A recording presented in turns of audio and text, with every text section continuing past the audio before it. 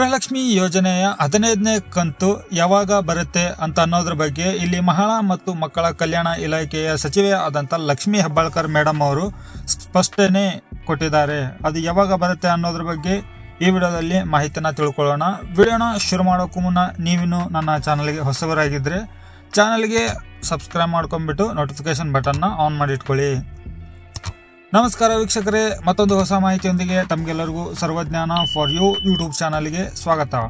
ಈ ವಿಡಿಯೋದಲ್ಲಿ ತಿಳಿಸ್ಕೊಡ್ತಾ ಇರೋ ಮಾಹಿತಿ ಏನು ಅಂತಂದರೆ, ಗೃಹಲಕ್ಷ್ಮಿ ಯೋಜನೆಯ 13 ಮತ್ತು 14ನೇ ಕಂತಿನ ಗೃಹಲಕ್ಷ್ಮಿ ಯೋಜನೆ ಹಣವನ್ನು ಯಾರೆಲ್ಲ ರಿಸೀವ್ ಮಾಡಿದಿರೋ ಅವರು ಈಗ 15ನೇ ಕಂತಿಗೆ ಕಾಯ್ತಾ ಇದ್ದೀರಾ.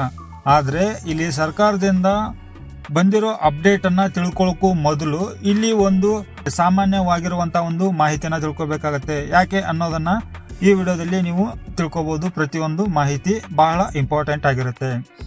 ಇಲ್ಲಿ 15ನೇ ಕಂತಿನ ಹಣ ರಿಸೀವ್ ಮಾಡೋದಕ್ಕೂ ಮೊದಲು ಅಥವಾ 15ನೇ ಕಂತಿನ ಬಗ್ಗೆ ವಿಚಾರ ಮಾಡೋದಕ್ಕೂ ಮೊದಲು ಇಲ್ಲಿ BPL ರೇಷನ್ ಕಾರ್ಡ್ಗಳ ಬಗ್ಗೆ ದಿನೇ ದಿನೇ ಹೊಸ ವಿಚಾರಗಳು ಬರ್ತಾ ಇದೆ. ದಿನೇ ದಿನೇ ಹೊಸ ಸಮಸ್ಯೆಗಳು ಸರ್ಕಾರಕ್ಕೆ ಎದುರಾಗ್ತಾ ಇದೆ. ಅದರ ಜೊತೆಗೆ ಫಲಾನುಭವಿಗಳಿಗೂ ಕೂಡ ಎದುರಾಗ್ತಾ ಇದೆ. ಕಾರಣ ಏನು ಅಂತ ಅನ್ನೋದಾಯ್ತಂದ್ರೆ, ಇಲ್ಲಿ ನೋಡಿ, ಈ ಶ್ರಮ ಕಾರ್ಡ್ ಇದ್ದವರಿಗೆ ಒಂದೇ ದಿನದಲ್ಲಿ BPL ರೇಷನ್ ಕಾರ್ಡ್ ಕೊಡ್ತಾರೆ ಅಂತ ಹೇಳಿದರು.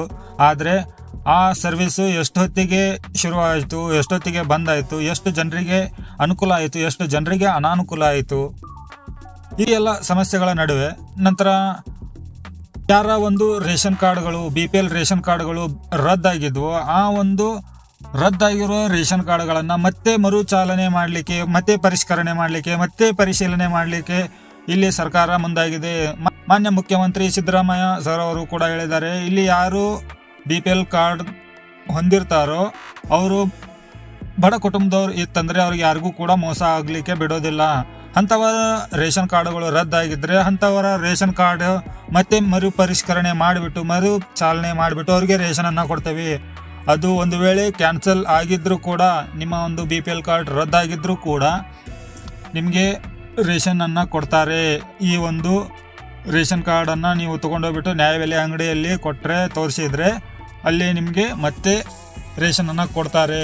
ನಂತರ ಇಲ್ಲಿ ಮರುಪರಿಷ್ಕರಣೆ ಮಾಡಲಿಕ್ಕೆ BPL ಕಾರ್ಡ್ ಬಂದಾಗಿರುವಂಥ ಒಂದು BPL ಕಾರ್ಡ್ಗಳನ್ನು ಮತ್ತೆ ಮರುಪರಿಷ್ಕರಣೆ ಮಾಡಲಿಕ್ಕೆ ಅಂತೇಳಿ 3-4 ದಿನದಿಂದ ಅದೇ ಒಂದು ಕಾರ್ಯಾಚರಣೆಯಲ್ಲಿ ಸರ್ಕಾರ ಕೈಗೊಂಡಿದೆ. ಆದರೆ ಇಲ್ಲಿ ಎಷ್ಟು ಜನರ ಒಂದು BPL ಕಾರ್ಡು ರದ್ದಾಗಿರೋದು ಚಾಲ್ತಿಯಲ್ಲಿ ಆಗಿದಾವೋ ಅಥವಾ BPL ಕಾರ್ಡ್ಗಳನ್ನು ಅನೈತಿಕವಾಗಿ, ಅಂದರೆ BPL ಕಾರ್ಡ್ಗಳ ಮಾನದಂಡಗಳ ವಿರುದ್ಧ ಯಾರೆಲ್ಲ ಸರ್ಕಾರಿ ನೌಕರರಿದ್ದಾರೋ, BPL ಕಾರ್ಡ್ಗಳನ್ನು ಪಡೆದಿದ್ದಾರೋ, ಟ್ಯಾಕ್ಸ್ ಪೇಯರ್ ಇದ್ದಾರೋ ಅಂಥವರ ಒಂದು ರೇಷನ್ ಕಾರ್ಡ್ಗಳು ರದ್ದಾಗಿ BPL ಕಾರ್ಡ್ನಿಂದ APL ಕಾರ್ಡಾಗಿ ಕನ್ವರ್ಟ್ ಆಗಿದ್ದಾವೆ. ಸೊ ವೀಕ್ಷಕರೇ, ಈ ಎಲ್ಲ ನಡುವೆ, ಇಷ್ಟೆಲ್ಲ ಸಮಸ್ಯೆಗಳ ನಡುವೆ ನಿಮಗೆ 15ನೇ ಕಂತಿನ ಗೃಹಲಕ್ಷ್ಮಿ ಯೋಜನೆಯ ಅಪ್ಡೇಟ್ ಕೂಡ ಬಂದಿದೆ. ಮಹಿಳಾ ಮತ್ತು ಮಕ್ಕಳ ಕಲ್ಯಾಣ ಇಲಾಖೆಯ ಸಚಿವೆ ಆದಂಥ ಲಕ್ಷ್ಮೀ ಹೆಬ್ಬಾಳ್ಕರ್ ಮೇಡಮ್ ಅವರು ಕೂಡ ಹೇಳಿದ್ದಾರೆ. ಅವರೇ ಖುದ್ದಾಗಿ ಕೂಡ ಹೇಳಿದ್ದಾರೆ. ಆ ಒಂದು ಖುದ್ದಾಗಿ ಹೇಳಿರುವಂಥ ಒಂದು ವಿಡಿಯೋ ಕ್ಲಿಪ್ಪನ್ನು ನಾನು ನಿಮಗೆ ಇಲ್ಲಿ ಪ್ಲೇ ಮಾಡ್ತಾ ಇದ್ದೀನಿ. ನೀವೇ ಕೇಳಿಸ್ಕೊಳ್ಳಿ ಇದರ ಒಂದು ಅರ್ಥ ಏನು. ಯಾಕೆ ಅನ್ನೋದಾಯ್ತಂತಂದರೆ, ಎಲೆಕ್ಷನ್ಗಿಂತ ಮೊದಲು MP MLA ಎಲೆಕ್ಷನ್ ಬಂತಲ್ವ, ಆವಾಗ ಇಲ್ಲಿ ನಿಮಗೆ 13-14ನೇ ಕಂತಿನ ಗೃಹಲಕ್ಷ್ಮಿ ಯೋಜನೆ ಹಣನ 3 ದಿನದ ಗ್ಯಾಪಲ್ಲಿ, ಅಂದರೆ 17ನೇ ತಾರೀಕಿಗೆ ಒಮ್ಮೆ ಹಾಕಿದರೆ 20ನೇ ತಾರೀಕಿಗೆ ಒಮ್ಮೆ ಹಾಕಿದ್ದಾರೆ. ಸೊ 13-14ನೇ ಕಂತಿನ ಗೃಹಲಕ್ಷ್ಮಿ ಹಣನ ಯಾರೆಲ್ಲ ಫಲಾನುಭವಿಗಳು ಪಡೆದಿದ್ದೀರೋ ಅವರು 15ನೇ ಕಂತಿಗೆ ವೇಟ್ ಮಾಡ್ತಾ ಇದ್ದೀರಾ.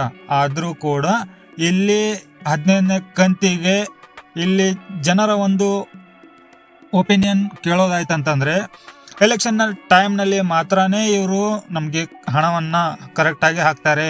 2 ತಿಂಗಳದ್ದು ಒಟ್ಟಿಗೆ ಹಾಕ್ತಾರೆ. ಅದು ಒಂದು ದಿನದಲ್ಲಿ ಆಗಿರ್ಬೋದು, ಒಂದು ವಾರದಲ್ಲಿ ಆಗಿರ್ಬೋದು, ಒಟ್ಟಿಗೆ ಹಾಕಿಬಿಡ್ತಾರೆ. ಆದರೆ ಎಲೆಕ್ಷನ್ ಮುಗಿದಾದ ನಂತರ ಇವರು ಹಣ ಹಾಕೋದೇ ಇಲ್ಲ ಅಂಥೇಳಿ ಜನರ ಒಂದು ಮಾತು ಇಲ್ಲಿ ಡಿಸ್ಕಷನಿಗೆ ಬಂದುಬಿಟ್ಟಿರುತ್ತೆ. ಸೊ ಈ ಥರ ಒಂದು ವಿಚಾರ ಇದ್ದಾಗ, ಆದರೂ ಕೂಡ ಇಂಥ ಒಂದು ವಿಚಾರನ ಸರ್ಕಾರ ಅದನ್ನು ಕೇರ್ ಮಾಡ್ತಾ ಇದೆಯೋ ಕೇರ್ ಮಾಡ್ತಾ ಇಲ್ವೋ ಅದು ಅವ್ರಿಗೆ ಬಿಟ್ಟಿದ್ದು. ಸೊ ಇಲ್ಲಿ ಅವರ ಒಂದು ಸ್ಪಷ್ಟನೆಯನ್ನು ನಾನು ಇಲ್ಲಿ ಪ್ಲೇ ಮಾಡ್ತಾ ಇದ್ದೀನಿ. ಅದನ್ನು ಕೇಳಿಸ್ಕೊಳ್ಳಿ.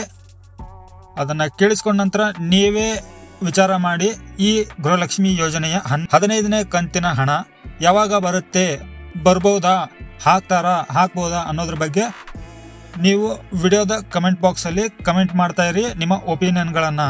ಯಾರಾದರೂ ಒಂದು ವೇಳೆ 15ನೇ ಕಂತನ್ನು ರಿಸೀವ್ ಮಾಡಿದ್ದೇವೆ ನಿಮ್ಮ ಜಿಲ್ಲೆ ನಿಮ್ಮ ಊರ ಹೆಸರನ್ನು ಹಾಕಿಬಿಟ್ಟು ಕಮೆಂಟ್ ಮಾಡಿ. ಒಂದು ವೇಳೆ 13 ಅಥವಾ 14ನೇ ಕಂತು ಯಾರು ರಿಸೀವ್ ಮಾಡಿಲ್ವೋ ಅವರು ಕೂಡ ಕಮೆಂಟ್ ಮಾಡಿ ಹಣ ಬಂದಿದೆಯೋ ಇಲ್ಲ ಅಂತೇಳಿ. ಆ ಒಂದು ವಿಡಿಯೋ ಕ್ಲಿಪ್ಪನ್ನು ನೋಡ್ಕೊಂಡ್ಬಿಟ್ಟು ವಿಚಾರ ಮಾಡಿ ಕಮೆಂಟ್ ಮಾಡಿ. ನಾನು ಮತ್ತೆ ಹೊಸ ಮಾಹಿತಿಯೊಂದಿಗೆ ಸಿಗ್ತೇನೆ. ಅಲ್ಲಿವರೆಗೂ ಜೈ ಹಿಂದ್.